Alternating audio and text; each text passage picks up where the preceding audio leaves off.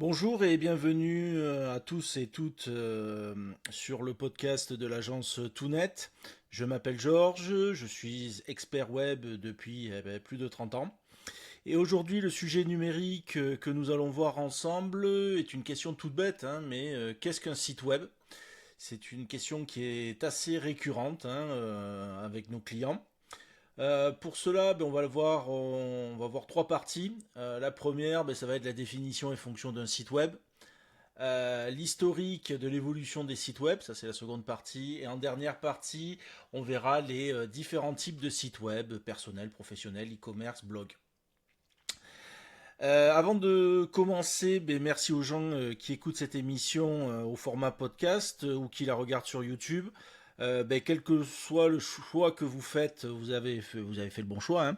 Et merci de suivre cette émission. N'hésitez pas à vous abonner pour suivre l'actualité digitale avec Toonet. Donc on commence aujourd'hui par qu'est-ce qu'un site web et la définition et fonction d'un site web. Alors normalement un site web, la définition c'est que c'est une collection structurée, hein, de pages, hein, qui sont interconnectées les unes entre elles et accessibles depuis Internet et normalement depuis un nom de domaine. Alors un nom de domaine, hein, ça peut être lafnac.com, ça peut être wikipedia.fr, voilà. Plus classiquement, on pourrait dire que un site web, ça se compose donc d'une multitude de pages web, chacune qui contient du texte, des images, des vidéos ou d'autres éléments, hein. Ça peut être une carte Google par exemple. Et ces pages sont reliées entre elles avec ce qu'on appelle des liens hypertextes qui permettent effectivement de faciliter la navigation de l'utilisateur. Le site web est hébergé sur un serveur et il est accessible via un navigateur web, hein, Internet Explorer, même s'il n'existe plus, mais Firefox, Opera, voilà. Ce site web, normalement, a une adresse unique que l'on appelle effectivement un nom de domaine. Alors, quelles sont les fonctions d'un site web? Elles peuvent être vraiment variées et en fait elles vont dépendre effectivement de l'objectif de la personne ou de l'entreprise. Alors on va en voir quelques-unes ensemble. La première chose, ça va être de communiquer et informer. Voilà, ça peut permettre effectivement à une entreprise de communiquer ou à un individu de partager des informations importantes avec leurs audiences, avec leurs clients, des actualités, des articles, voilà, des événements. Il faut bien comprendre que normalement cette partie-là, communication et information, représente une grosse partie, hein, normalement d'un site web. Les sites web peuvent aussi avoir une fonction de promotion et marketing pour promouvoir des produits, des services. Bien sûr, là, on découle sur la partie vente en ligne, donc il peut y avoir effectivement des sites de commerce électronique qui permettent effectivement aux entreprises de vendre leurs produits, leurs services directement en ligne. Donc ça aujourd'hui effectivement c'est une grosse partie du web. Et les sites web, de plus en plus, hein, sont faits pour provoquer de l'engagement et de l'interaction effectivement avec les visiteurs. Alors il y a ça, il y a beaucoup de moyens effectivement, hein, de faire de l'interaction avec des visiteurs, par exemple comme un formulaire de contact, des forums de discussion, des commentaires sur des blogs ou intégrer des réseaux sociaux sur le site web. Donc ça effectivement, c'est un point qui est très important, l'interaction, hein. On ne fait plus de sites juste, on va dire, basiques et statiques. L'engagement et l'interaction sont un point fort normalement d'un site web aujourd'hui. Ils peuvent aussi avoir fonction d'éducation et de formation, hein, en offrant effectivement des ressources, des cours en ligne. Ça peut être aussi une des fonctions d'un site web. Ou sinon, même un site web, plus basiquement, ça peut être un support et un service client.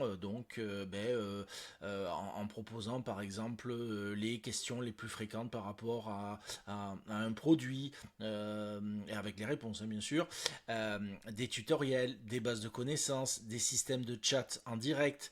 Voilà, ça aussi c'est une chose très importante, ça permet effectivement d'assurer une fonction de support pour beaucoup d'entreprises. Donc voilà, on voit un site web peut avoir pas mal de fonctions. Et il est toujours intéressant, moi c'est toujours quelque chose qui m'intéresse, hein, c'est de se pencher avant et de se dire d'où vient la création de ces sites web.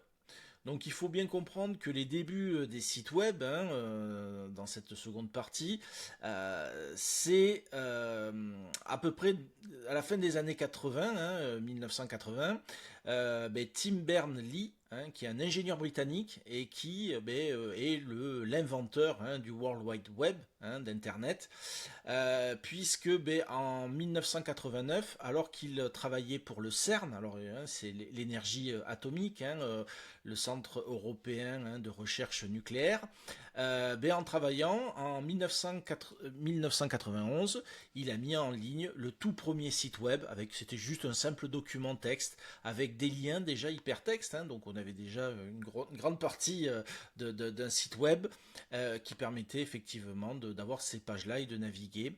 Il était vraiment très très très très rudimentaire, mais bon voilà, c'est les bases vraiment du web. Après, il y a eu les années 1990, ce qu'on peut appeler l'ère des sites statiques. Alors ça, c'est à partir de là où moi j'ai commencé effectivement à faire du web, hein, dans les années 90. Donc vraiment là, les sites, ils étaient vraiment très très très très très très statiques. Ils utilisaient le langage HTML qui veut dire Hypertext Markup Language. Bon, dites-vous que voilà, c'est le langage standard de base que l'on utilise effectivement pour créer des pages web.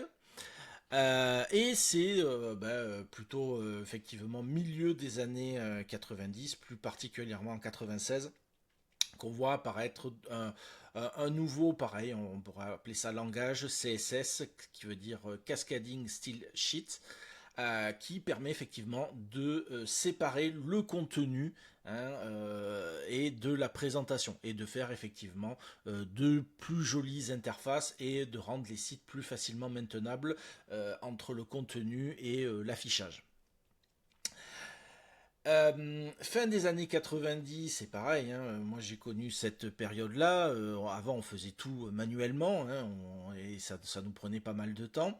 Fin des années 90 et donc début des années 2000, on voit effectivement apparaître de nouveaux langages. Alors bon, hein, bon, ça vous dira peut-être rien, mais effectivement du JavaScript qui permettait d'ajouter des fonctionnalités interactives aux pages web.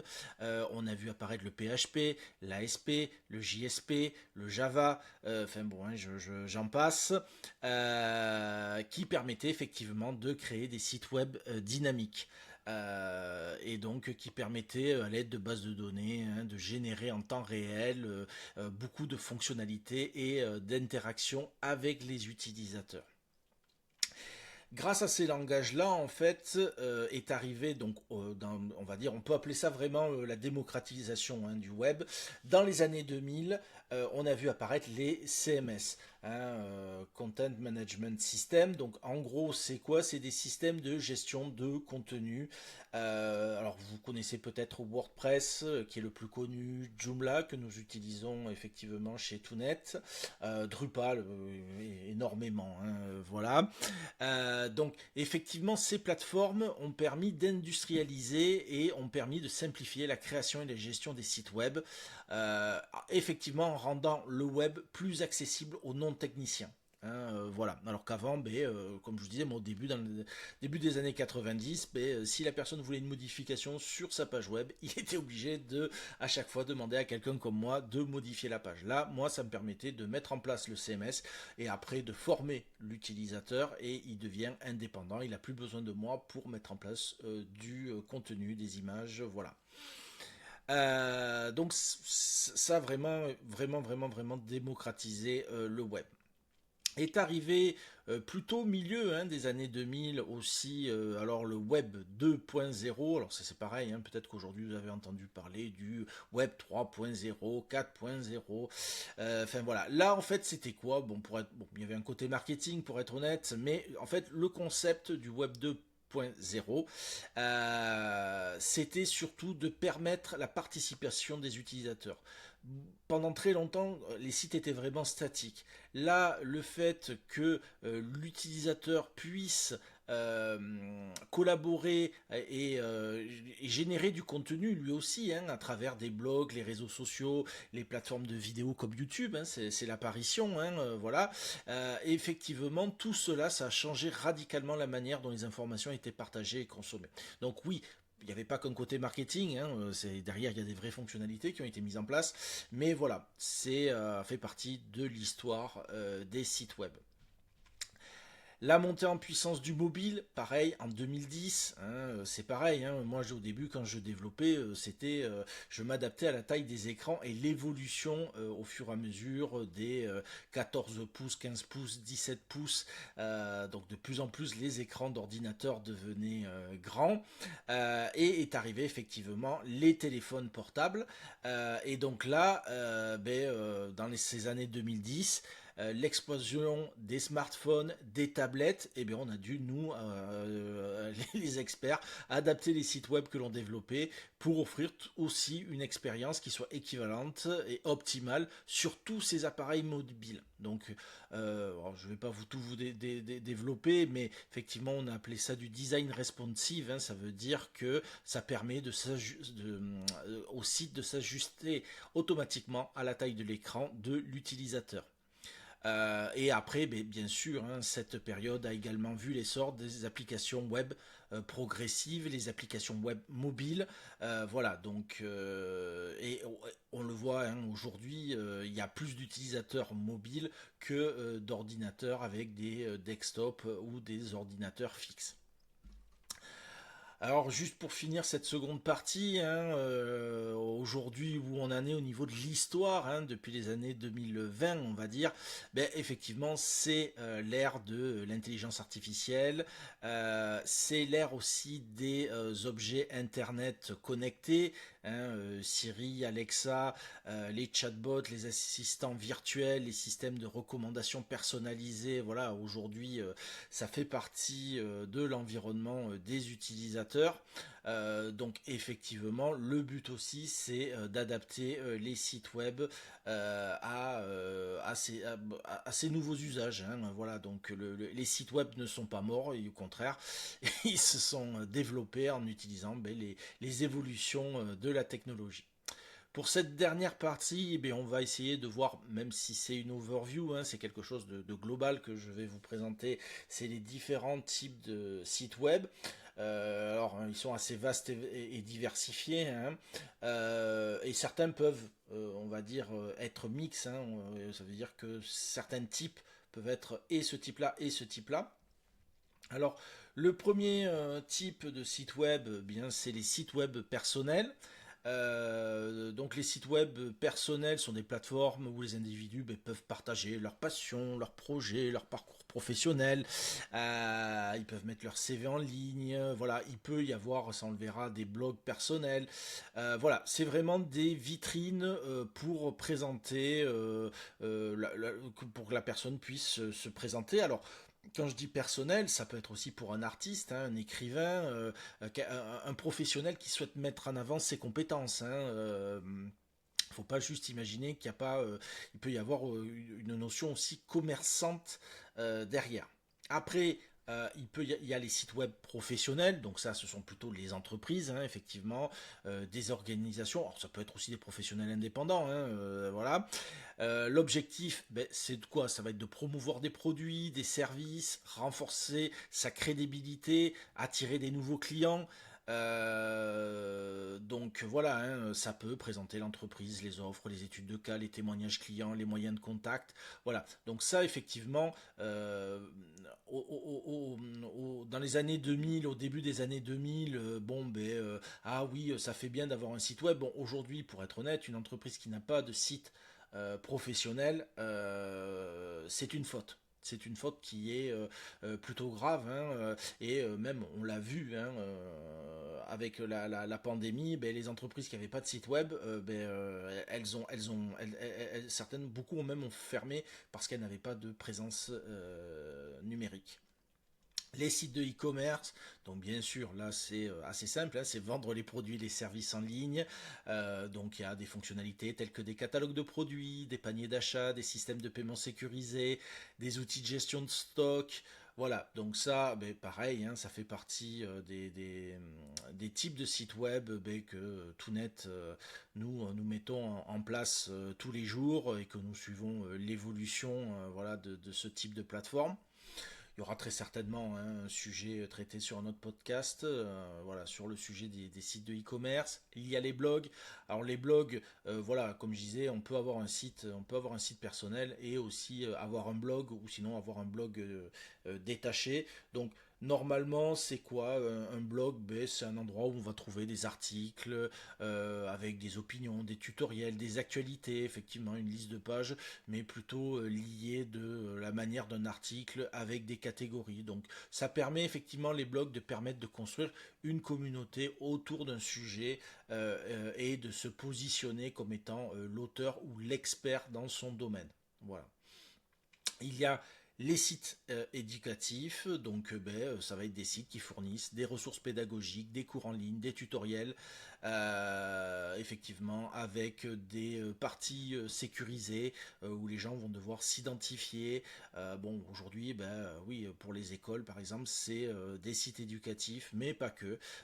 Il peut aussi y avoir des entreprises ou des organismes de formation qui ont ce type de site éducatif qui alors, en général ça porte le nom de LMS, mais bon voilà, hein, ce sont ce qu'on appelle des gestions de l'apprentissage, voilà, Euh, avec des forums de discussion, des évaluations en ligne, voilà.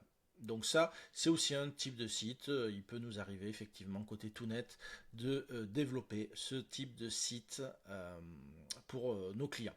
Après, il y a les réseaux sociaux. Bon, là, les sites de réseaux sociaux, bon, hein, Facebook, X, LinkedIn, Instagram, voilà.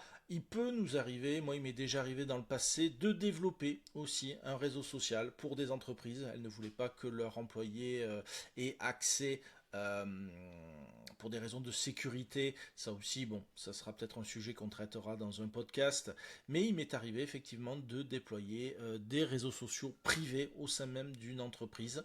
Mais sinon, effectivement, ben, les sites web, Facebook, c'est aussi un site web. Hein, c'est des pages interconnectées avec des interfaces. Voilà, sauf que, ben, oui, effectivement, on appelle ça des réseaux sociaux. Et le dernier type de site, c'est les sites de portfolio. Alors le portfolio, c'est essentiellement pour les créatifs, les designers, les photographes, les agences web, hein, comme Toutnet, les artistes, les architectes. L'avantage, ça nous permet de présenter des œuvres, des projets, des réalisations de manière visuelle et professionnelle.